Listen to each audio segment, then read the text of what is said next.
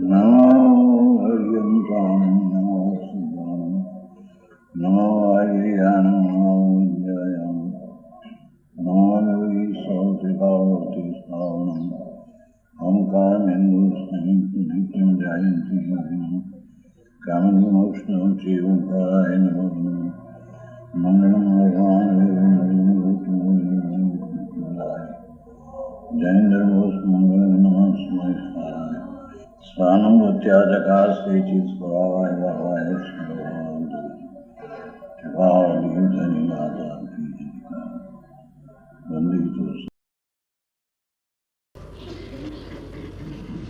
આ એક સમયસાર સિદ્ધાંત છે. 11મી ગાથા, છઠ્ઠી પૂરી થઈ ગઈ ને, 11મી વાત તો એવી છે પ્રભુ, આ તો ધર્મની વાત છે. જેનાથી જન્મ મરણ રહિત થવાય એ શું ચીજ છે? જન્મ મરણ તો અનંત વાર કર્યા, પુણ્ય અનંત વાર કર્યા અને પાપે અનંત વાર કર્યા, એ કોઈ નવી ચીજ નથી. એમ અબજોપતિ અનંત વાર થયો છે અને મોટો 9મી ગ્રેકનો ઇન્દ્ર હોમેન્દ્ર પણ અનંત વાર થયો છે. પણ સમ્યક દર્શન શું ચીજ છે અને એનો વિષય આત્મા કેવો છે એ વાતનો એણે અનંત કાળમાં ખ્યાલમાં લીધો જ નથી. એ વાત ખ્યાલમાં લેવા માટે આ સમયસાર છે. બીજી વાતો તો બધી ઘણી હોય જગતમાં. અહીંયા પ્રશ્ન છે 11મી ગાથા. વળી એવો પ્રશ્ન ઉઠે છે, એમ છે મોઢાગળ. પહેલા એમ કહ્યું તો વ્યવહાર અંગીકાર ન કરવો. શું કહ્યું? કે આત્મા આનંદ ને જ્ઞાન સ્વરૂપ છે એમ ભેદ પાડીને કહેવું એ વ્યવહાર છે. એ વ્યવહાર અંગીકાર ન કરવો.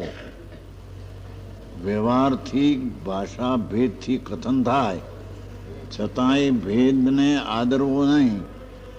આદરણી તો અંદર અખંડાનંદ પ્રભુ શુદ્ધ ચૈતન ઘન છે તેનો સ્વીકાર ને સત્કાર ને આદર કરવો.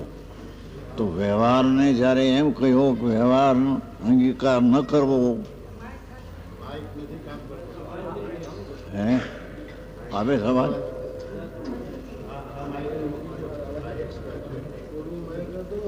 અવાજ આવે છે કે નહીં? બરાબર નથી.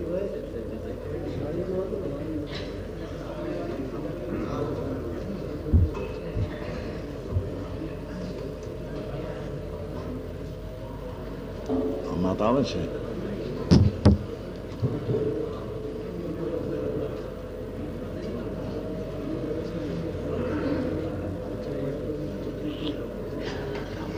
શું કરવા ગયા છે? શું લેવા ગયા છે?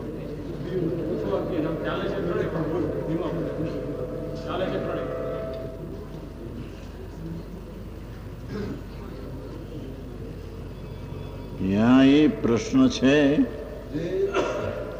કે જ્યારે આચાર્ય મહારાજ એમ કહેવા માંગે છે કે આ આત્મા જે સચ્ચિદાનંદ પ્રભુ છે એ અભેદ એકરૂપ છે, છતાં એને દર્શન જ્ઞાન ચારિત્રથી ભેદથી તેને સમજાવવો એ વ્યવહાર છે.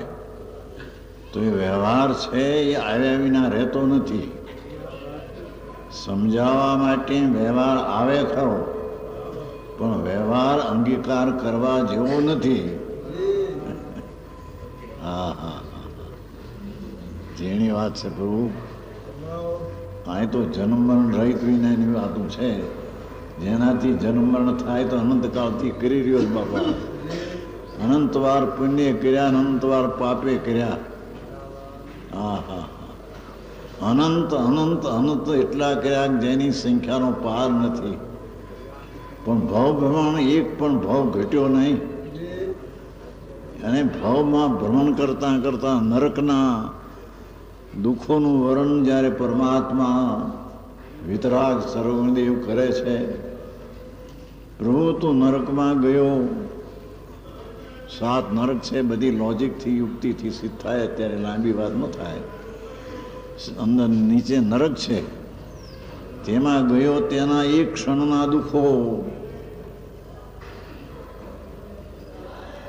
લાખ ભવ થાય ને લાખ વાણીથી થાય તો કહી નહીં શકાય એટલા તારા દુઃખ હતા પ્રભુ. એ તને ખબર નથી તો ભૂલી ગયો. ભૂલી ગયો એટલે નહોતું એમ કેમ કહેવાય પ્રભુ? આવે છે વાત? જન્મ્યા પછી નહીં 12 મહિનાની વાતની ખબર છે તમને? માએ કેમ નવરાયો ધવરાયો, કેમ દિશા કરાવી 12 મહિનામાં, જન્મથી 12 મહિના ખબર નથી માટે નહોતું એમ કેમ કહેવાય? એમ અનંતકાળના પરિભ્રમણના દુઃખોની યાદગારી નથી, એથી નથી એમ કેમ કહેવાય પ્રભુ? અનંતવાર ત્યાં ગયો છે અને પરમાત્મા તો એમ કહે છે કે પ્રભુ શું કહું તને, તારા એક ક્ષણના દુઃખો કરોડો ભવને કરોડો જીભથી કહીએ તો એક ક્ષણના દુઃખો કહી નહીં શકાય એવા પ્રભુ તે દુઃખ સયા છે. એ અજ્ઞાનને લઈને મિથ્યાતને લઈને, બાકી તો બધું અનંતવાર કર્યું પણ મિથ્યાત ટાળ્યું નથી અને સમ્યક દર્શન આત્મજ્ઞાન કર્યું નથી. અને આત્મજ્ઞાન વિના જન્મ મરણનો અંત કોઈ 3 કાળમાં આવે એવો નથી. દુનિયાની વૃદ્ધિ અને સંપદા દેખીને લોકોને મહિમા આવી જાય છે, બહારની ધૂળ દેખીને, પણ આત્માની સંપદા શું છે એને સાંભળીને એની મહિમા એને આવતી નથી. કે આત્મા અંદર કોણ છે ને એની સંપદા લક્ષ્મી શું છે એમાં બહારની ધૂળ સાંભળે, એની પાસે 5 અબજ છે, 10 અબજ છે, 10 કરોડ છે, ધૂળ બધી ભેગી, એવું સાંભળે ત્યાં રાજી રાજી થઈ જાય. પણ આમાં અનંત અબજપણે અનંતા ગુણો આનંદના પીડ્યા છે અંદર. હા હા, એ વાતની વાત કે છે તે અનંતવારમાં અનંત ભવમાં કોઈ દી રુચિપૂર્વક સાંભળી નથી. સાંભળી છે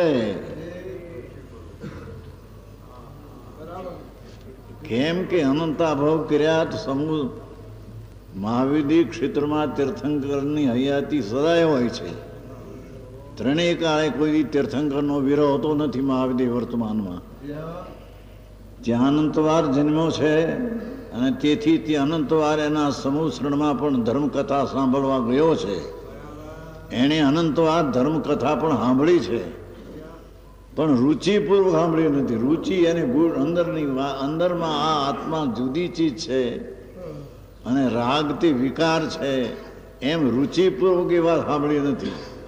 સાંભળી છે પણ રુચિપૂર્વક સાંભળી નથી. રુચિપૂર્વક સાંભળે તો અંતરમાં અંદર માર્ગ કર્યા વિના રહે.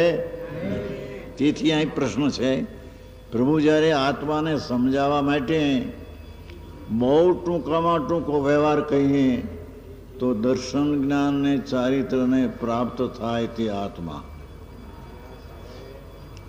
પ્રભુ આ તો વ્યવહાર આવ્યો, દર્શન જ્ઞાન ચારિત્ર એ ભેદથી આત્મા સમજાવવા ભેદ આવ્યો તો વ્યવહાર આવ્યો. તો એ વ્યવહાર અંગીકાર કેમ ન કરવો? એ વ્યવહાર વિના તો સમજાવાતો નથી, તો પછી વ્યવહાર કેમ ન અંગીકાર કરવો એમ શીશનો પ્રશ્ન છે. ગાથા ઊંચી છે 11ની, જૈન દર્શનનો પ્રાણ છે. 11મી ગાથા એક પંડિત છે કિલાચંદી, એને એક ફેર લખ્યું હતું કે 11મી ગાથા જૈન દર્શનનું પ્રાણ છે, વસ્તુ સ્વરૂપનું રહસ્યનું પ્રાણ છે. એ ગાથા છે સમજવામાં ધીમેથી ધીરેથી સાંભળવી ભાઈ. હા, અહીં તો ભવના રહિત થવાની વાત છે પ્રભુ. બાકી પુણ્ય પાપ અનંતવાર કર્યા ધૂળ મળીને મરીને નરકે નિગોદમાં ગયો એ કોઈ ચીજ નથી. આ એ પૂછ્યું છે પ્રભુ. જ્યારે વ્યવહારને અંગીકાર ન કરવો પહેલાં તો પરમાર્થનો કહેનાર છે તો એવા વ્યવહારને કેમ અંગીકાર ન કરવો? શું પ્રશ્ન થયો? પ્રશ્નકારે પ્રશ્ન કર્યો કે આત્માને દર્શન જ્ઞાન ચારિત્રથી આત્મા એવો ભેદ પાડીને વ્યવહાર કરીને સમજાવ્યું તો પછી વ્યવહાર કેમ અંગીકાર ન કરવો? વ્યવહાર કહીને સમજાવ્યું અને વ્યવહાર તો આવ્યો સમજાવવામાં, તો એ વ્યવહાર કેમ અંગીકાર કરવો એમ શીશનો પ્રશ્ન છે. પેલો પ્રશ્નનું રૂપ સમજાય છે. રાગ કરે છે ને એ પ્રશ્ન છે ને. આ ભગવાન અંદર આત્મા દર્શન જ્ઞાન ને ચારિત્ર ને આનંદ સ્વરૂપ છે. એવો એક સ્વરૂપમાં એટલા ભેદ પાડીને સમજાવવું એ વ્યવહાર થયો. તો કહે છે કે વ્યવહાર તો આવે તો છે, તો એ વ્યવહાર કેમ અંગીકાર ન કરવો? વ્યવહાર વિના સમજાવવામાં આવતું નથી, તો એ વ્યવહાર કેમ ન અંગીકાર કરવો એમ શીશનો પ્રશ્ન છે. એનો આ ઉત્તર છે. જેને હૃદયમાંથી આ ભાવના પ્રગટી છે કે પ્રભુ આ આત્મા છે, અંદર વસ્તુ ભગવાન એક રૂપે છે, એને સમજાવવા માટે 3 પ્રકારે તો સમજાવવું પડે છે. કે જે ઓલી શ્રદ્ધા તે આત્મા, જ્ઞાન તે આત્મા, આનંદ તે આત્મા, એવો ભેદ પાડીને સમજાવવું તો પડે છે. તો એ ભેદ વ્યવહાર આવે તો છે, તો એ વ્યવહાર આવે એને અંગીકાર કેમ ન કરવો એમ શીશનો પ્રશ્ન છે. સમજાય છે કાંઈ? એનો ઉત્તર છે. આવો જેને જિજ્ઞાસા અંતરમાં થઈ છે એને આ ઉત્તર દેવામાં આવે છે. ગાથા વ્યવહારો ભૂયથો ભૂયથો દેશ્યો સુદનો ભૂયથમ અસીધો ખલુ સમાઈઠી હવાઈજીઓ. નીચે હરિગીત મૂળ ગાથા કુમકુંદાચાર્યની 2000 વર્ષ પહેલા મુનિની ગાથા છે. એને હરિગીત કહ્યું છે. વ્યવહાર નહીં ભૂતાર્થ દર્શિત, શુદ્ધ નહીં ભૂતાર્થ છે. ભૂતાર્થને આશ્રિત જીવ સુદ્રષ્ટિ નીચે હોય છે. ટીકા વાત તો જરી અપૂરું તો છે, પણ અનંતકાળમાં બધું કર્યું પણ ભવ ભ્રમણ મટ્યો નહીં. નરકને નિગોદમાં એવા ભવ કર્યા છે. એક શ્વાસમાં ડુંગળી અને લસણમાં એક શ્વાસમાં 18 ભવ કર્યા છે.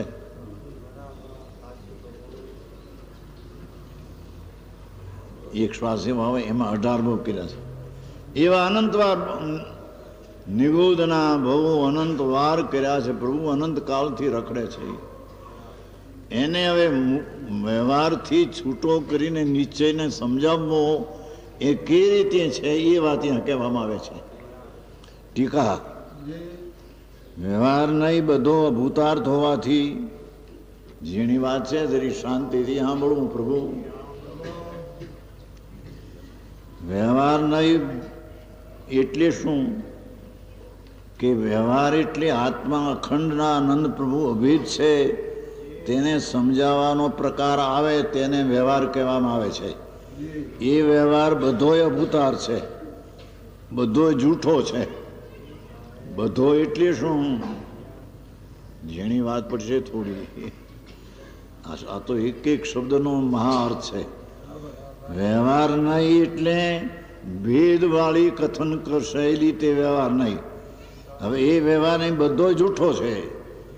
એના આશ્રય આત્માનું જ્ઞાન થતું નથી. બધો એના 4 પ્રકાર છે. વ્યવહારના 4 પ્રકાર છે. આ ગાથા એવી છે બાપુ મુચી તમે લખી છે, ઝવેરચંદ એમાં લખી છે 6ઠી ને 11મી વાંચવી.